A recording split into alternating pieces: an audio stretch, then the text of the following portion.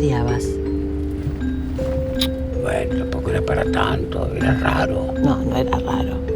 Era negro. Bueno, era raro para mí y para cualquiera. Imagínate caminando yo por Junín con un yerno negro. Nunca te imaginaste un yerno. ¿Ahora quién tengo la culpa yo? ¿Y quién? Si no, ¿quién? Pero yo me rompo la cadera y la culpa la tengo yo.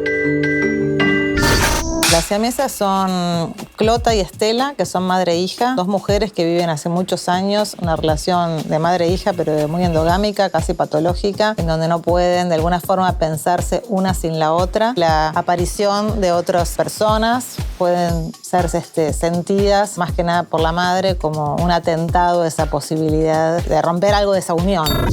El disparador de la historia fue un cuento de Guillermo Sacomano que se llama Las siamesas también, que lo leí un domingo en Radar. Y es una historia que me interesó mucho porque exploraba todo este universo de las madres y de las hijas. Yo venía trabajando en Los Sonámbulos. Si bien Los Sonámbulos es una película que habla sobre vínculos familiares, de todas formas está concentrado en la madre y en la hija. Y a partir de ahí empecé a pensar que había una cierta coincidencia en cosas que a mí me interesaban trabajar desde formas muy opuestas. Son dos relaciones muy distintas. En este caso es una relación de dos adultas y con características muy diferentes. Entonces también eso me proponía pensar una idea de puesta alejada a lo que venía trabajando en Los Sonámbulos.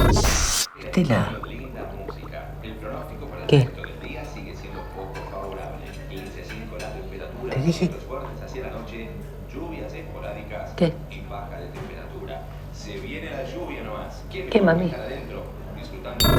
Creo que Las siamesas explora varios temas, pero básicamente se concentra en ese vínculo que tienen las madres con las hijas, bueno, en los vínculos familiares en realidad. Creo que está muy concentrado en esta cosa de un amor descarrilado, por decirlo de alguna forma. Del amor también implica libertad y poder ser uno y poder ser el otro y poder encontrarse desde lugares más sanos. Es difícil, pero también es importante poder soltar y poder darle ese espacio a un hijo, darle las herramientas para que pueda encontrar su propia identidad y su propia libertad. Y en este caso la película trabaja sobre esa imposibilidad.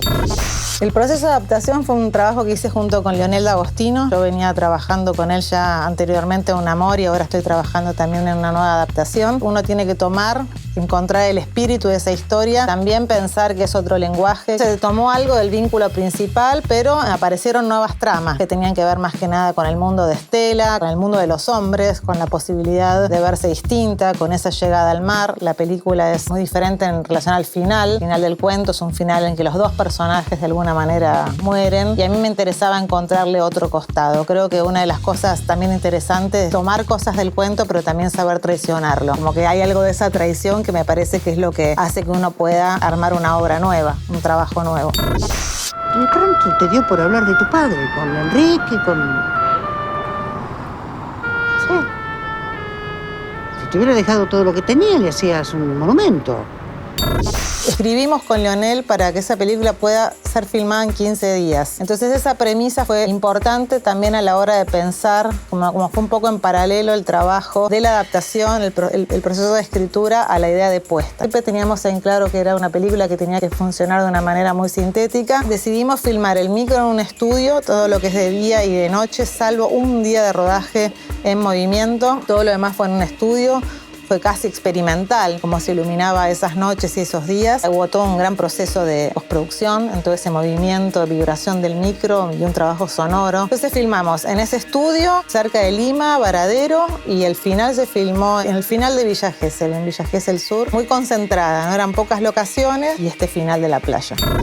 Valeria Lois y Rita Cortese son dos actrices con las que a mí me gusta mucho trabajar. Rita fue la protagonista de Herencia, de mi primera película. Con Valeria ya venía trabajando en un corto que se llamó 12 clavos, en Los Sonámbulos, en Un Amor. Y ellas a su vez habían trabajado juntas. Siempre estuvo esa idea de salir a hacer algo juntas. Y cuando yo leí el cuento de Guillermo me pareció que era una posibilidad de trabajar ese material. Así que el principio fue básicamente trabajar personajes. Ni siquiera fue un guión, no sabíamos a dónde iba, si íbamos a hacer algo más del orden de lo teatral. Yo estaba un poco en crisis con el cine porque estaba muy demorada toda la financiación de Los Sonámbulos. También pensé que podía irme hacia el teatro. Y después de trabajar unos meses durante un verano tratando de encontrar los personajes, decidí que no, que nos quedábamos en el cine. Los primeros encuentros, ¿no? Te estoy hablando del 2017, la película se filmó 2 años más tarde, armando personajes, escribiendo el guión, leyendo con ellas, ajustando, ensayando. Fue un proceso así muy largo con ellas dos.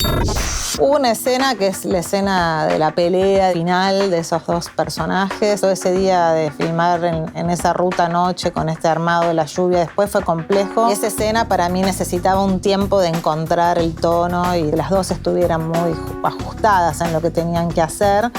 Y fue complejo, pero al mismo tiempo placentero. Uno termina como engolosinado, aunque querés buscar un poco más y más y más y más. Y en un momento se te viene el día encima, en medio de esa noche. Entonces, bueno, había que encontrar un cierto equilibrio entre lo que iba sucediendo con la actuación y con el plan concreto de rodaje. No hubo situaciones así de escenas complejas de resolver que tenían trabas. Más bien lo contrario, fue fluido el rodaje.